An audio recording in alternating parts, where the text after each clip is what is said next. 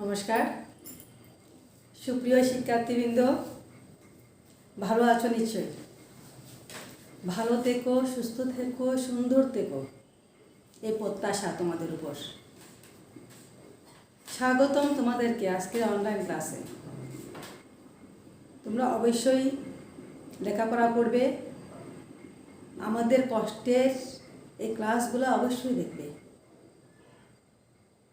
আমি অনেককেই দেখি, তোমরা অনলাইনে থাকো, ফেসবুকে আসো, অনলাইনে আসো, দেখি তোমাদেরকে আমি আশা করব তোমরা অন্যান্য জিনিসের পাশাপাশি আমাদের এই ক্লাসগুলি দেখবে। তোমাদের সময় চলে যাচ্ছে, এই সময়টা আর পাবে না তোমরা, ঠিক আছে? তোমাদেরকে আমি গত ক্লাসে পড়িয়েছিলাম যুক্তিবিদ্যা প্রথম পত্র একাদশ শ্রেণী অধ্যায় 7।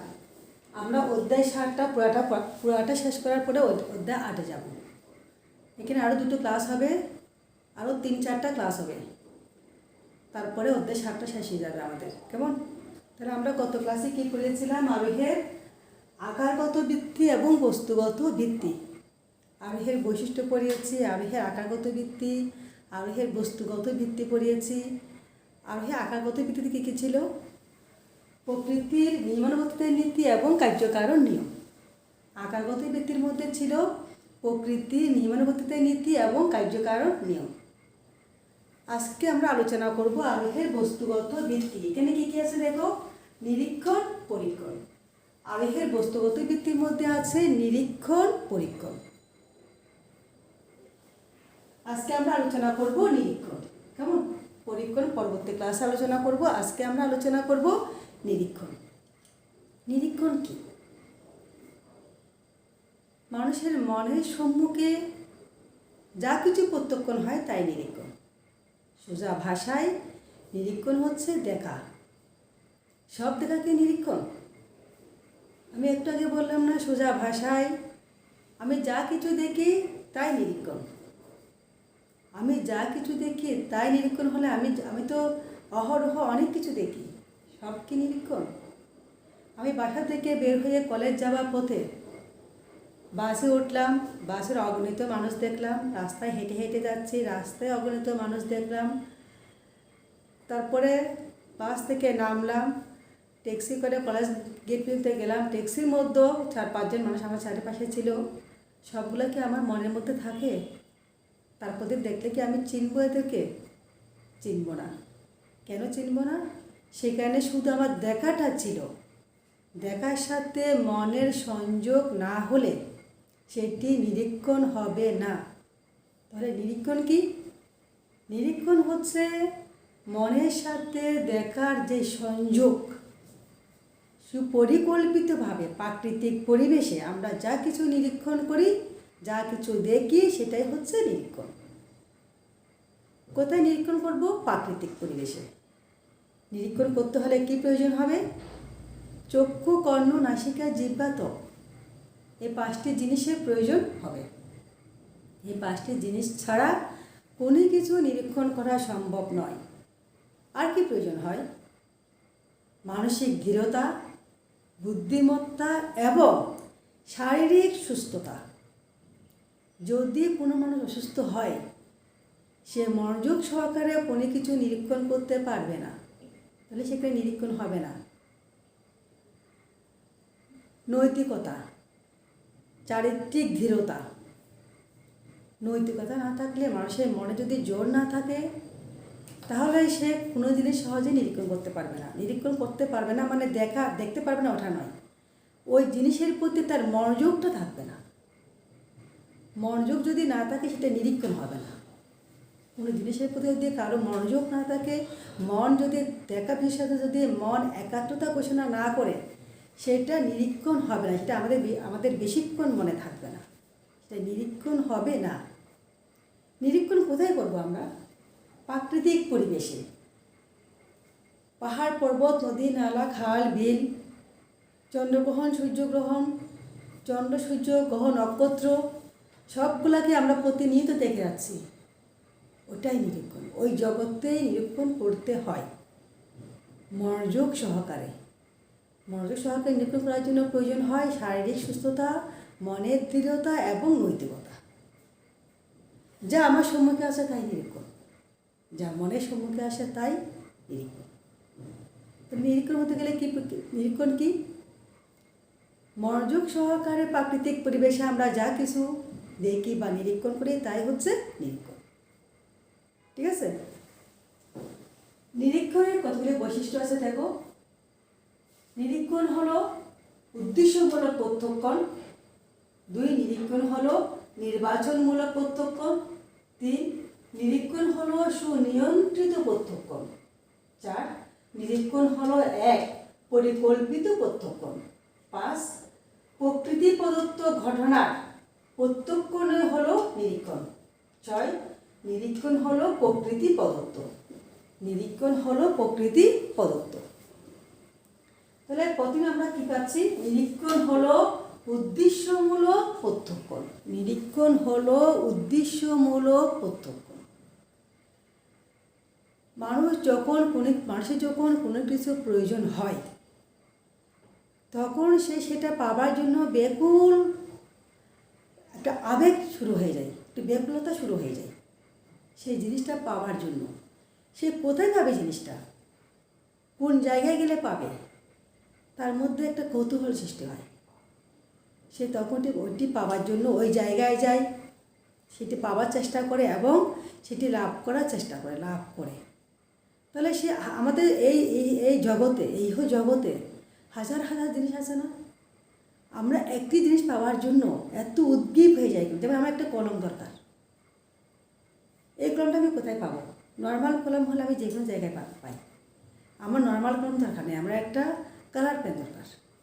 তাহলে আমি আমার সামনের দোকানে গেলাম, নাই, তাকে আমি জিজ্ঞেস করবো যে কালার পেনটা আমি কোথায় পাবো? সে আমাকে বললো আন্দরকিল্লা যান, ওই দোকানে যান, সেখানে পাবেন। তাহলে আমাকে ছুটতে হবে কোথায়? আন্দরকিল্লা। সেই দোকানে গিয়ে ওই দোকান কোথায় আমি চিনতে পারছি না, কাউকে জিজ্ঞেস করবো ওই দোকানটা কোথায়, সে আমাকে দেখাই দিবে ওই দোকানটা হচ্ছে ওইখানে। সেখানে যাব, গিয়ে কালার পেনটা, কালার কলমটা আমি কিনবো, কিনে বাসায় এনে আমার কাজটা আমি সম্পাদন করব। তাহলে এটা উদ্দেশ্যমূলক না? পেন কলম তো প্রতি দোকানে দোকানে হাজারে হাজারে আছে। তা আমি একটি কলম কেনার জন্য এখান থেকে অনেক দূর পর্যন্ত চলে গেলাম, খোঁজ খবর নিয়ে সে কলমটা কিনে এনে আমি আমার উদ্দেশ্য সাধন করলাম। তাহলে নিরীক্ষণ হচ্ছে উদ্দেশ্যমূলক প্রত্যক্ষণ। যেমন ধরো, যখন চন্দ্রগ্রহণ সূর্যগ্রহণ হয় আমরা কৌতূহল করতে তাকাই, আকাশের দিকে তাকাই থাকি, চন্দ্রগ্রহণ হচ্ছে, সূর্যগ্রহণ হচ্ছে, দেখি, এটা কৌতূহল। কিন্তু জ্যোতিষবিজ্ঞানীরা কি কৌতূহল করতে তাকায়?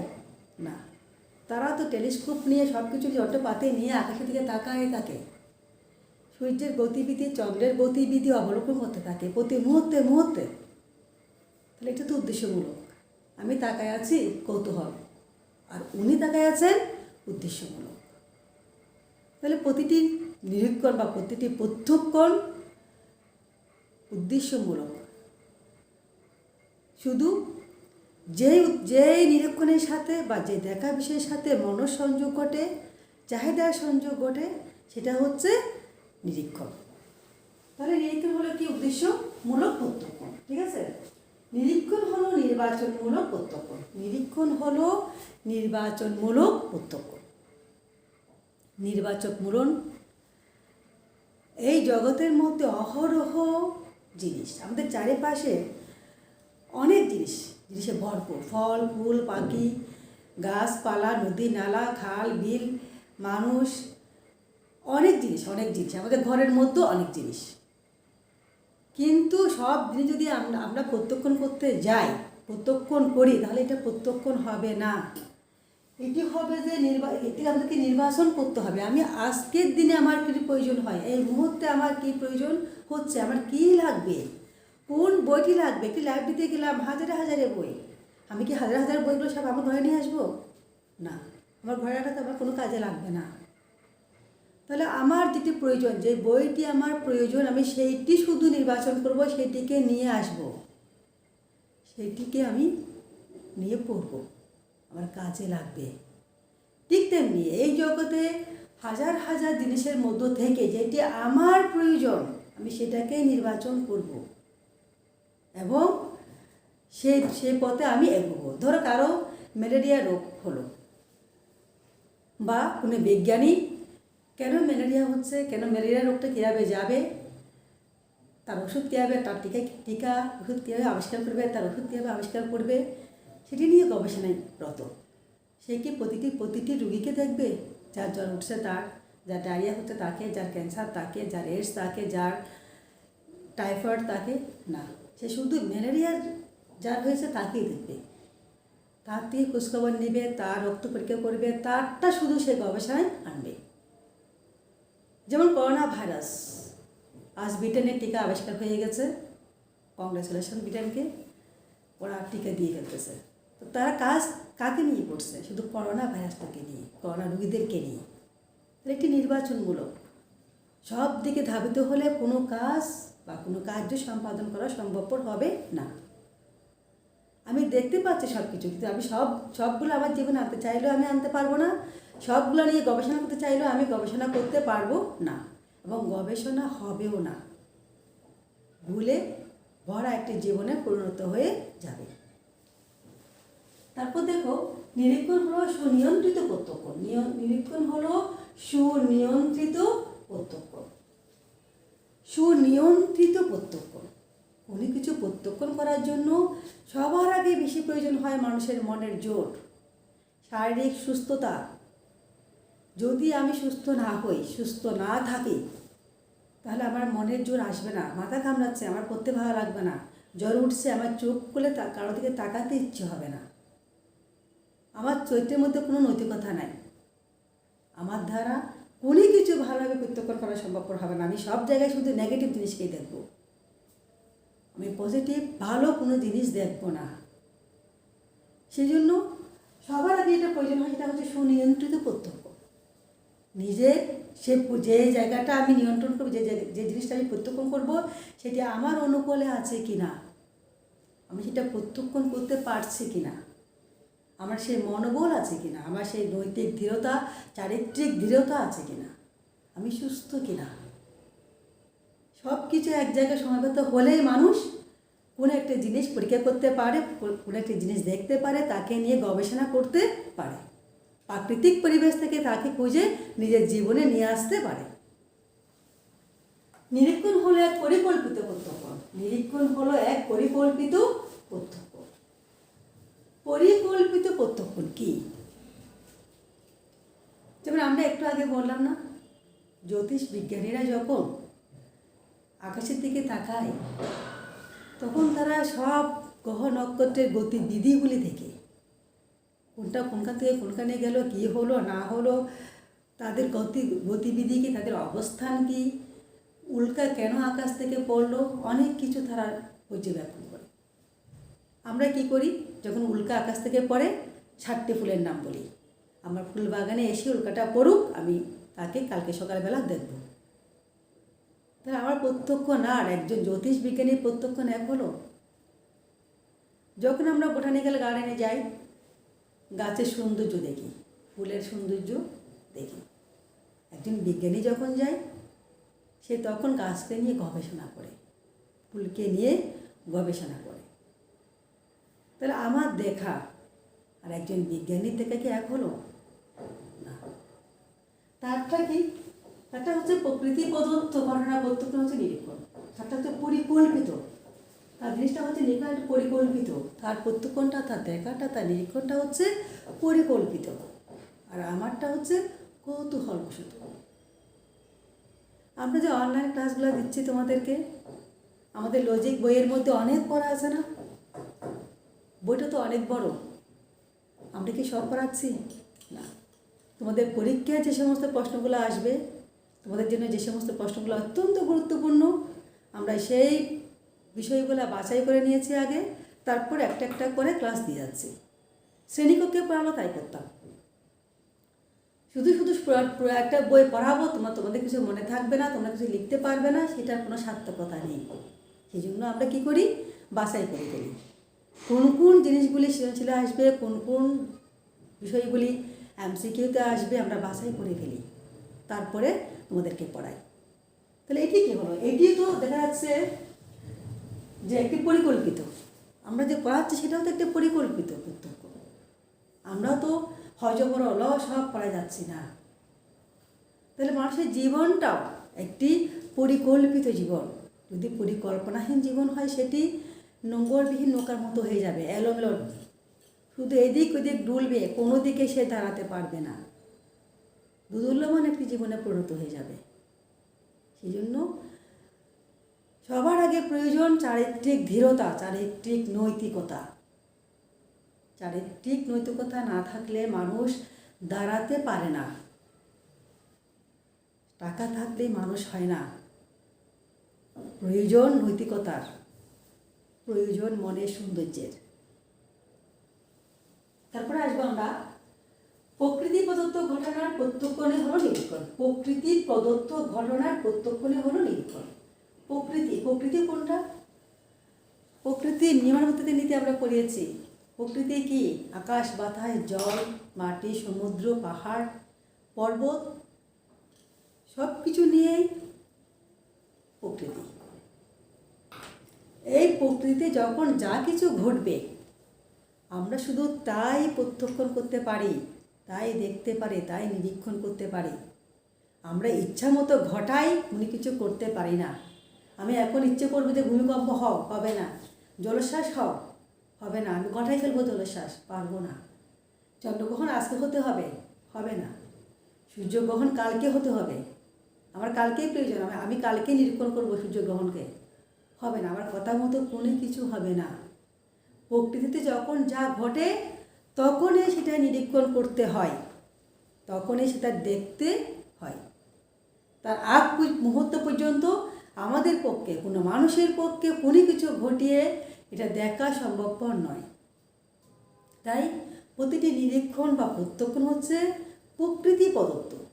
যখন প্রকৃতিতে ঘটবে তখনই আমরা দেখতে পাবো। যখন সাইক্লোন হয় তখন আমরা দেখি, যখন ভূমিকম্প হয় সেটা আমরা অনুভব করি, ঘূর্ণিঝড় হয়, টর্নেডো হয়, চন্দ্রগ্রহণ হয়, সূর্যগ্রহণ হয়, সূর্য উদিত হয়, অস্ত যায়, সব কিছু। একটি চারা গাছ আমি রোপণ করলাম 2 পাতা, কালকে 3 পাতা হলো, পরশু 4 পাতা হলো, তারপর আস্তে আস্তে বাড়তে থাকলো। এটা আস্তে আস্তে করে এটা একটা মহিরুহ হয়ে গেল, বিরাট একটা গাছ হয়ে গেল। ঠিক সেরকম প্রকৃতির প্রতিটি কিছু পরিকল্পিতভাবে সাজানো। যখন যেখানে যা ঘটবে, আমি আজকে চারা গাছ রোপণ করলাম একটা 2 পাতার, আমি সেখানে সার দিলাম, পানি দিলাম, মাটি দিলাম, গোবর দিলাম, জৈব সার দিলাম, সব এনে দিলাম। এটি 2 দিন 3 দিনের মধ্যে আমাকে গাছে পরিণত করতে হবে। এটা কী হবে জানো? মরে যাবে। বেশি খেলে যেমন অস্বস্তি হয়ে যায়, ঠিক গাছও তাই হয়েছে, সেও মৃত্যুবরণ করবে। তাহলে প্রত্যক্ষণ হচ্ছে বা নিরীক্ষণ হচ্ছে সুপরিকল্পিত, প্রকৃতি প্রদত্ত। আমাদের ইচ্ছা মাফিক কোনো কিছু হবে না। আমরা ইচ্ছা করলে কোনো কিছু ঘটাতে পারবো না বা কোনো কিছু নিয়ন্ত্রণ করতে পারবো না। তারপরে আসি আমরা, নিরীক্ষণ হলো প্রকৃতি প্রদত্ত। প্রকৃতির বাইরে গিয়ে কোনো কিছু ঘটানো আমাদের পক্ষে সম্ভব নয়, এটি পুরো অসম্ভব। যখন যা ঘটবে তখনই তা দেখতে হয়। একটি বক বসে আছে নদীর ধারে, আমি বককে বললাম, বক একটা মাছ ধরো, আমি তোর মাছ ধরাটা একটু দেখি। সে কি ধরতে পারবে? তার শিকার যখন তার কাছে আসবে, সে যখন মাছটা ধরতে পারবে তখনই আমাকে দেখতে হবে যে হ্যাঁ, এই বক একটি মাছ ধরেছে, এই মাছরাঙা পাখি একটি মাছ ধরেছে। সমুদ্রের কাছে গিয়ে বললাম, সমুদ্রে আমি তো কখনো জলোচ্ছ্বাস দেখি নাই, আমি আজকে কক্সবাজার আসতে পেরেছি অনেকদিন পর, একটু জলোচ্ছ্বাস হয়ে আমাকে একটু দেখা। পারবে সমুদ্র দেখাতে আমাকে? না, তারও সময়। যখন জলোচ্ছ্বাস হবে তখনই এগিয়ে ওটা দেখতে হবে, যখন চন্দ্রগ্রহণ হবে তখনই দেখতে হবে, যখন সূর্যগ্রহণ হবে তখনই দেখতে হবে। আমাদের খেয়াল খুশির উপর কোনো কিছু নির্ভর করে না। তাহলে আমরা এখানে কী দেখতে পাই? একটি প্রকৃতি যেখানে আমরা অবস্থান করি, আমরা গাছ লাগাই, গাছ কাটি, খাই, পশু পক্ষী ধরি, মারি, খাই, সেটাও আমাদের নিয়ন্ত্রণের বাইরে, আমরা তাকেও নিয়ন্ত্রণ করতে পারি না। সেও সুপরিকল্পিত, সুনির্দিষ্ট এবং সে উদ্দেশ্যমূলক। তার উপর আমাদের কোনো নিয়ন্ত্রণ নেই। ঠিক তেমনি আমাদের যেটা যেটা জীবন, যেটি আমি নিজে, সেটিও প্রকৃতির মতো ধীরস্থিরভাবে তৈরি করে নিতে হয়। সুপরিকল্পিতভাবে, সুন্দরভাবে, মনে জোরের সাথে, নৈতিকতার সাথে সাজিয়ে নিতে হয়, গড়ে তুলতে হয়। তাহলে নিরীক্ষণ কি আমরা কি জানি? নিরীক্ষণ হলো সেই প্রত্যক্ষণ যেটি মানসিকভাবে বা মনের সাহায্যে প্রত্যক্ষণ করি, মনোযোগ সহকারে দেখি, সেটি হচ্ছে নিরীক্ষণ। যেমন এখানে একটা কাঠি, দেখো একটা কাঠি আছে না, এখানে কি সুন্দর কাঠি। আমি এটি দিয়ে কী করতেছি এতক্ষণ যাবত? তোমাদেরকে যে পড়াবো আমি ওটি একটু ইন্ডিকেট করে যাচ্ছি, ঠিক আছে না? আর একটু সুন্দর করে খেয়াল করো তো, একটা বাচ্চা যখন পাবে সে কী করবে? সে একটা ঘটি বাটে নিয়ে টাং টাং করে বাড়ি দেবে। একটি চাইনিজের হাতে দাও এটা, সে কী করবে? এটা এরকম করে নিয়ে নুডলস বা তরকারি যা পায় সে খাবে। কাঠি তো একটাই, তিনজনে তিন রকম কাজ করলাম না? ঠিক তেমনি তাহলে যখন কোনো সায়েন্সে খাই, তখন আমার কাছে মনে হবে না আরে আমি তো এই কাঠিটা দিয়ে ক্লাস করানোর সময় পড়াতাম, বাচ্চা কী মনে করবে আমি তো এই কাঠিটা দিয়ে ঘন্টা বাজাতাম, আর সিনারা কী করতেছে? খাচ্ছে। এটাই প্রত্যক্ষ। আমি তিনটা জিনিস, একটা কাঠির তিনটা জিনিস মনোযোগ সহকারে দেখেছি। কাঠি তো অনেক আছে, ঘটি বাটি কাঠি অনেক আছে না? আমরা কি সবগুলা মনোযোগ সহকারে দেখি না? যেইটি মনোযোগ সহকারে দেখবো, যেখানে আমার মন সন্নিবেশিত হবে, সেটি হচ্ছে নিরীক্ষণ। তাহলে নিরীক্ষণের বৈশিষ্ট্য আমরা কী কী পেলাম বলো তো? নিরীক্ষণ পরীক্ষণ কি? এগুলো সংসার আমি শিখিত দেয়। নিরীক্ষণ পরীক্ষণ হচ্ছে আরোহের বস্তুগত ভিত্তি। রূপগত ভিত্তি কী কী ছিল? রূপগত এবং আকারগত ভিত্তি এক, আকারগত এবং রূপগত এক। কী ছিল?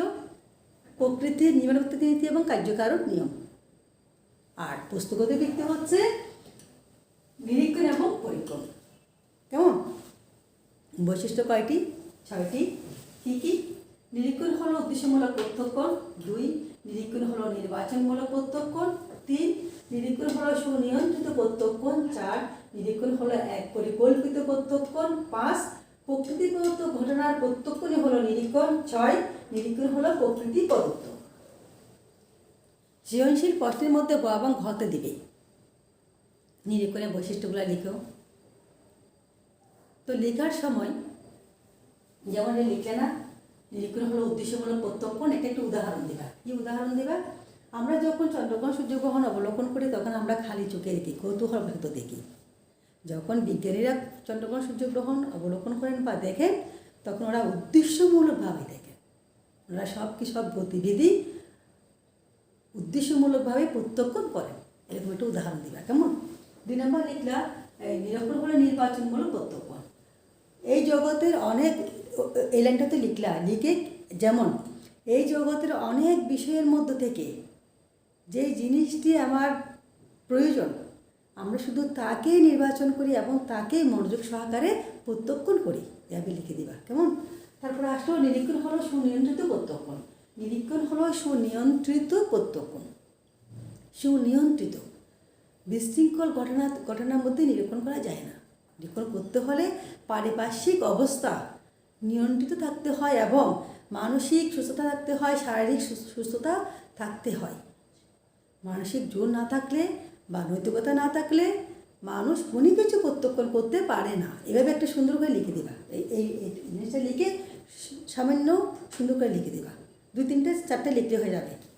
তারপর দেখো, নিরীক্ষণ হলো এক প্রকার পরিকল্পিত প্রত্যক্ষণ। যেমন করোনা ভাইরাসের টিকা আবিষ্কারের জন্য বিজ্ঞানীরা কী করলো? করোনা রোগীদের উপর একটা রিসার্চ শুরু করলো এবং আস্তে আস্তে তারা সাকসেসফুল হয়ে গেল। এভাবে ছোটো সামান্য। তারপরে দেখলো প্রকৃতিগত ঘটনা প্রত্যক্ষণ নিরীক্ষণ। নিরীক্ষণ করতে হয় প্রকৃতির মধ্যে। এই লাইনটাতে লিখবা এখান থেকে। তারপরে কি লিখবা? নিরীক্ষণ হলো দেখা। আমি কোথায় দেখব? প্রকৃতির মধ্যে দেখব। প্রকৃতির মধ্যেই মানুষজন, হাঁস, গরু, ছাগল পশু পাখি নদী নালা খাল বিল সব প্রকৃতির মধ্যে আছে, ওইখান থেকে দেখতে হবে। সব কিছু একসাথে দেখা নয়, সুপরিকল্পিতভাবে সুন্দরভাবে দেখাই হচ্ছে নিরীক্ষণ। নিরীক্ষণ হলো প্রকৃতি প্রদত্ত, নিরীক্ষণ হলো প্রকৃতি প্রদত্ত। প্রতিটি পয়েন্টসের মধ্যে লিখতে না পারলেও 2-3টার মধ্যে লিখলেও, আরগুলো এমনি লিখে দিলা, 2-3টার মধ্যে একটুখানি ব্যাখ্যা করলা, বাস হয়ে যাবে। ঠিক আছে? তাহলে আমরা আজকে কী পড়ালাম তোমাদেরকে? আরোহের বস্তুগত ভিত্তি, নিরীক্ষণ এবং পরীক্ষণ। তার মধ্যে আমরা আজকে নিরীক্ষণটা পড়ালাম। আমরা পরবর্তী ক্লাসে কী পড়াবো? নিরীক্ষণে কী কী বিষয় আমরা ভুল করি। দেখা বিষয়ে ভুল হয়, দেখে যাচ্ছি অনবরত, সেখানেও ভুল হয়। কী ভুল হয় সেটা আমরা আগামী ক্লাসে তোমাদেরকে পড়াবো। ধন্যবাদ, ভালো থেকো, সুস্থ থেকো।